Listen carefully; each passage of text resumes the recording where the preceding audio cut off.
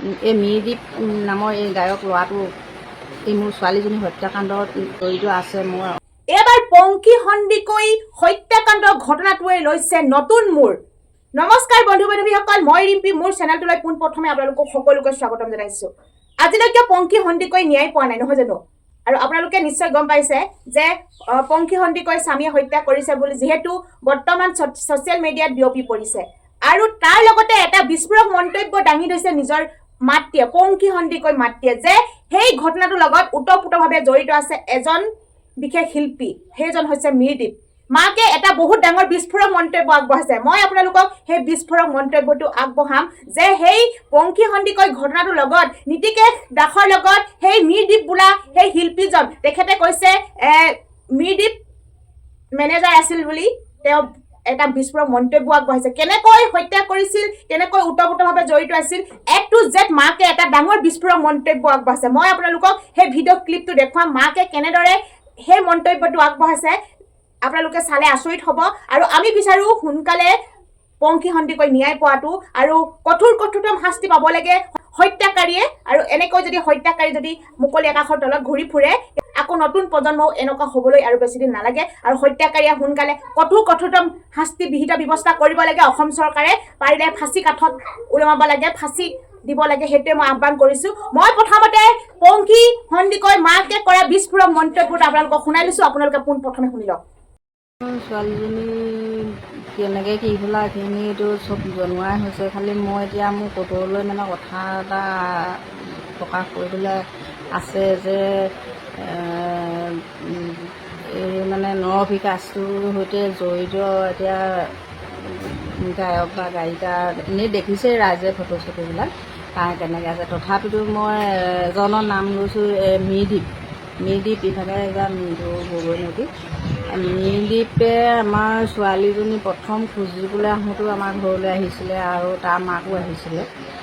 তাৰপৰা পিছতো আহিছে, ছোৱালী নিবলৈ আহিছে, কিন্তু মোৰ লগত ইভাগে ফোনত যোগাযোগ নাই। হ'লেওতো মোৰ এইখন ঘৰলৈ আহিছে, মোক মা বুলি সম্বোধন কৰি ইয়াত নিয়ম নীতিখিনিতো আহিছে। তেওঁলোকৰ তেওঁৰ মাকেই নিয়ম নীতি কৰোঁতে আছে, মেলিছে। এনেই ধৰক ঘৰুৱা এটা সম্পৰ্ক। কিন্তু আজিলৈকে কিয় মানৱতাৰ খাতিৰততো মোক মাত এষাৰ লগাব পাৰে। কিন্তু সিদিনা দেখিলোঁ, যিদিনা 3 তাৰিখে আমি গম পাই নামৰূপ থানাত তেওঁক মই দেখিছোঁ, আমি চবেই ঘৰৰ মানুহকেইটাই চিনি পাইছোঁ, অথচ আমাক মাত এষাৰ নলগালে। আকৌ আমি গুচি অহাৰ পিছত সেই 3 তাৰিখে ৰাতি সি থানাত আছে, মানে তাক লকাপত ভৰাই থওঁতে ৰাতিও সি আছে বুলি আমি মানে গম পাইছোঁ। বিশেষ যোগেদি গম পালোঁ সি থানাত আছে। ইমানখিনি বন্ধুত্ব খাতিৰত বা যিয়েই নহওক তেহেঁতৰ ঘৰুৱা সম্পৰ্কত তাক যে ইমানখিনি ৰক্ষণাবেক্ষণ দিছে, কিন্তু মানৱীয়তাৰ খাতিৰত কিয় মোক মাত এষাৰ বা আমাৰ ল'ৰা ছোৱালীকেইটাক হ'লেও সি মাত এষাৰ লগাব নোৱাৰিলে নি? মই এইটো মানে তাৰ ব্যৱহাৰখিনিৰ পৰা ভাবিছোঁ এই মিৰদ্বীপ নামৰ এই গায়ক ল'ৰাটো এই মোৰ ছোৱালীজনী হত্যাকাণ্ডত অকণমান হ'লেও যেন জড়িত আছে, মই অনুমান কৰিছোঁ। কিয়নো মোকতো বা আমাৰ ঘৰখনক তাক খবৰ ল'বলৈ এটা মানে ৰাস্তা আছিলে। কিয়নো সি প্ৰথম যিদিনাখন তেহেঁতৰ মানুহ আহিছিলে সেইদিনাখনৰ পৰাই সি আমাৰ ঘৰলৈ আহিছে। গতিকে মই এইটো নিশ্চিত হৈছোঁ মানে। আৰু তাৰ প্ৰগ্ৰেমো চাইছেগৈ। সেই কেইদিনমানৰ আগত আমাৰ দুইটাই গৈছিলে দুলীয়াজানত, লাটতে 2 দিন গৈছে। সি এদিন ৰখাইছিলোঁ বুলি কৈছে, আমাৰ ছোৱালীজনীয়ে কৈছে আজিও ৰাতি মোৰ ইয়াতে দুলীয়াজান বিহুতলীত প্ৰগ্ৰেম আছে, নেলাগে যাব বুলিয়েই কৈছিলে বোলে। তথাপিতো আমি আহিলোঁ। আকৌ সেইদিনা গধূলি আকৌ গৈছে তাৰ লগত প্ৰগ্ৰেম চাবলৈ।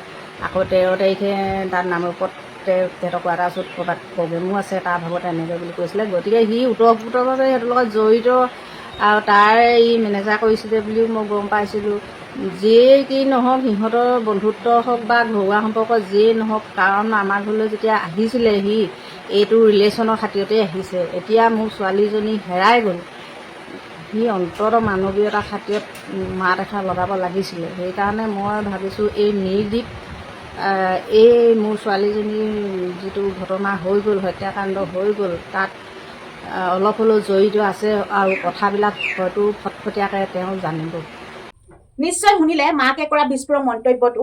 আৰু তেখেতে কৈছিল যে এই মিৰদ্বীপ বোলা ব্যক্তিজন যে সিহঁতৰ ঘৰ লগতো ভাল আছিল, কাৰণ যেতিয়া ছোৱালী নিবলৈ আহিছিল পংখী সন্দিকৈক যেতিয়া বিয়া হৈছিল তেতিয়া নিবলৈ আহিছিল আৰু ফোনো কৰে আৰু তেখেতসকলৰ লগতো সম্পৰ্ক ভাল আছিল। কিন্তু যেতিয়া ঘটনাটো হৈ যোৱাৰ পিছত সেই মিৰদ্বীপ বোলা ল'ৰাজন মানে শিল্পীজন, মিৰদ্বীপ বোলা শিল্পীজনে যে সিহঁতৰ ঘৰত এবাৰো খবৰ ল'বলৈ অহা নাই আৰু মানে মানৱীয়তাৰ খাতিৰতো খবৰ ল'বলৈ আহিছিল।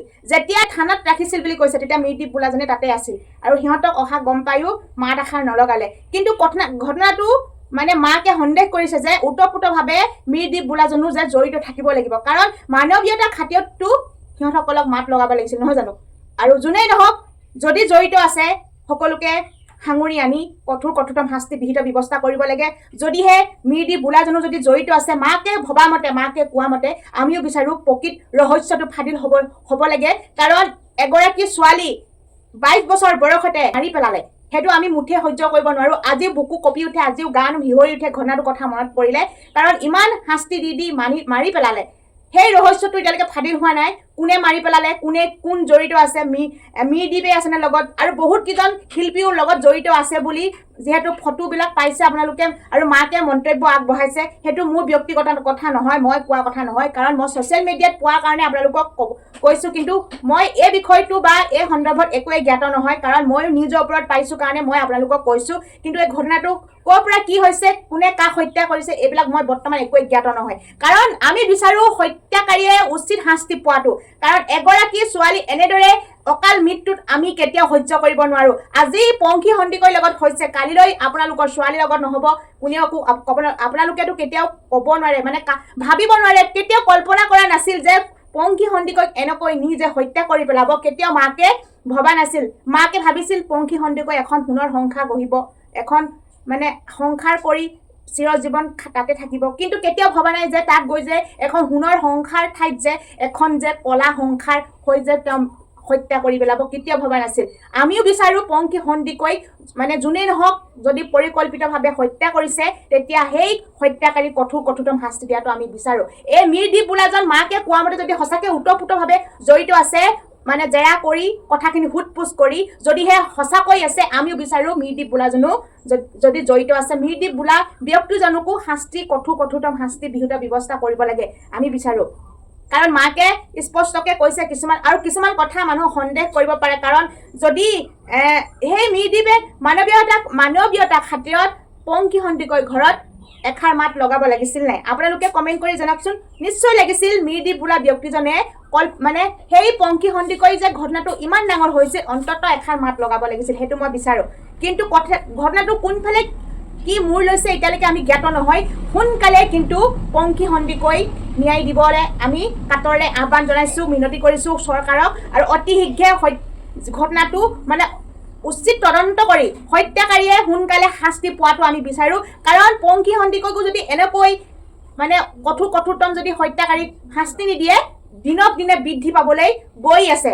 এনেকুৱা হত্যাকাৰী দিনক দিনে বৃদ্ধি পাই আহিছে, আপোনালোকে নিশ্চয় গম পাইছে। আপোনালোকৰ জোনমণি ৰাভাৰ পৰা মনত পেলাই দিছোঁ, এতিয়ালৈকে কিমান ঘটনা হৈ গ'ল, আজিলৈকে হত্যাকাৰীয়ে উচিত শাস্তি পোৱা দেখা নাই। দুদিনমানৰ জেলত ভৰাই থ'ব আৰু দুদিনমানৰ পিছত মুকলি আকাশত ওলাই আহিব। কিন্তু এনেকুৱা এখন আইন ওলোৱা নাই যে যিটো আইনে যে এগৰাকী বা কাৰোবাক যদি এনেকৈ এনে হত্যা কৰি পেলাই যায় তাৰ বিনিময়টো হত্যা, তেনেকুৱা এখন আইন ওলোৱা নাই যে তেতিয়াহে নৰপিশাচবোৰে, যেতিয়া দস্যুবোৰে ভয় কৰিব। আপোনালোকে সকলোৱে গম পায়। আৰু এনেকৈ যে দুদিনমান জেলত ভৰোৱাৰ পিছত আকৌ জেলৰ পৰা মুক্তি কৰাৰ পিছত একোৱে মানে ভয় নকৰে, আৰু এনেকুৱা এখন আইন উলিয়াব লাগে চৰকাৰে। কিন্তু নাৰীসকল কোনো সুৰক্ষিতই নহয়। আৰু কেতিয়াও ভবা নাছিল মাকে যে এনেকৈ এখন ঘৰত উলিয়াই দিয়াৰ পিছত একেবাৰে যে চিৰজীৱন গুচি যাব বুলি, ইমান মানে নিৰ্মম হত্যা কৰি পেলাব বুলি মাকেও কেতিয়াও ভবা নাছিল। আমি বিচাৰোঁ পংখী সন্দিকৈ সোনকালে ন্যায় দিব লাগে। এই মিৰদ্বীপ বোলা শিল্পীজনকো ভালকৈ তদন্ত কৰি, উচিত তদন্ত কৰি পিনে কথাষাৰ উলিয়াব লাগে। যদি প্ৰকৃততে যদি মিৰদ্বীপো যদি